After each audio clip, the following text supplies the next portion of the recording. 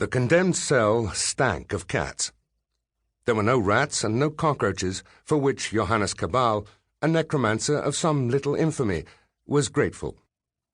But the cost of vermin control was an army of cats who crept in and out of his cell and wandered throughout the dungeons of the Haslaus castle with complete impunity. Even the cell doors had cat flaps cut into them. It was no secret that the warders had a much higher opinion of the animals than they did of the inmates. When Cabal was given his introductory tour, which took the form of being thrown down the stairs and shouted at, he had been left in no doubt that any harm that he might cause the cats would be returned to him, plus interest.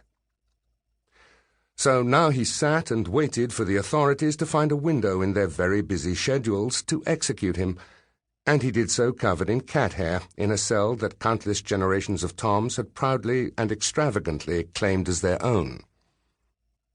Things could probably be worse, but despite some careful thought, Cabal couldn't put his finger on how. So, instead, he considered how he had come to be in such a circumstance.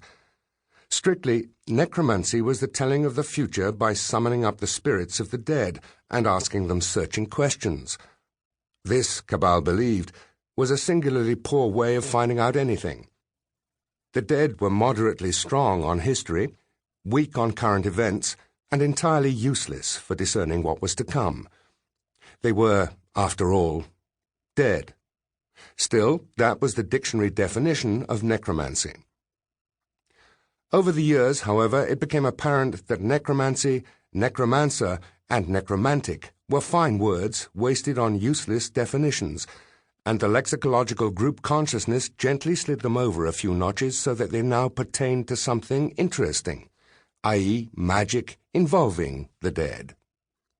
This was far more satisfying.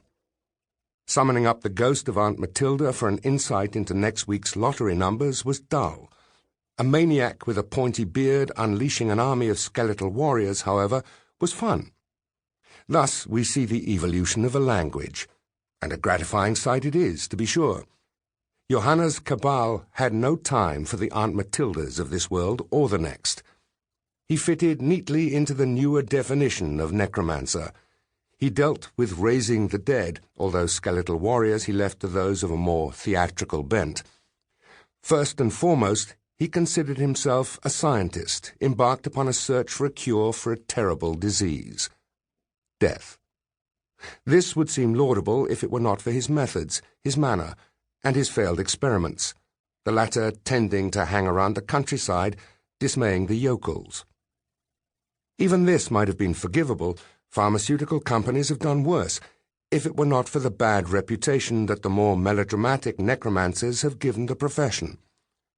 Skeletal warriors are all very well when they're chasing Jason and the Argonauts around on the silver screen, but when they're battering down your door, well, that's a different matter altogether. So the necromancers were all besmirched with the same gory brush, and Cabal, who just wanted to be left to his research, found himself in a profession proscribed in the most capital terms. It was very galling, especially when you got caught. Cabal had been caught trying to check out a book from the library of the Krenz University. The book was in the special collection, and Cabal had intended the loan to be of an extended, open-ended sort of period. Anticipating resistance from the library authorities, he had made the loan at 1:30 in the morning of a national holiday, and might have got away with it too, if it hadn't been for an enormous mastiff that patrolled the corridors, and of which his contacts had unaccountably failed to warn him. When the library was reopened, they'd found Cabal pinned down by 180 pounds of over-friendly dog in the reading room, half drowned in slobber. Just out of reach was a well-travelled Gladstone bag that was found to contain an enormous handgun, a collection of surgical instruments, a closely written notebook, a padded case holding several sealed test tubes full of murky fluids, and the library's own demi-quarto copy of Principia Necromantica. Nobody wanted a long, drawn-out trial. In fact, nobody who mattered wanted a trial at all, so Johannes Cabal didn't get one. He was just told that he was going to be executed and taken to Haslaus Castle. That had all been almost a month ago, and Cabal was getting bored.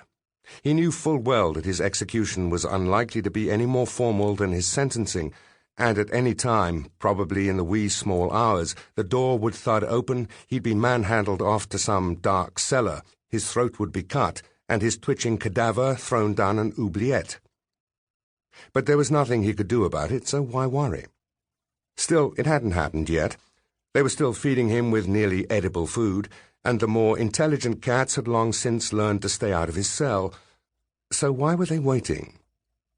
He had a vague and uncomfortable feeling that somebody somewhere had plans for him.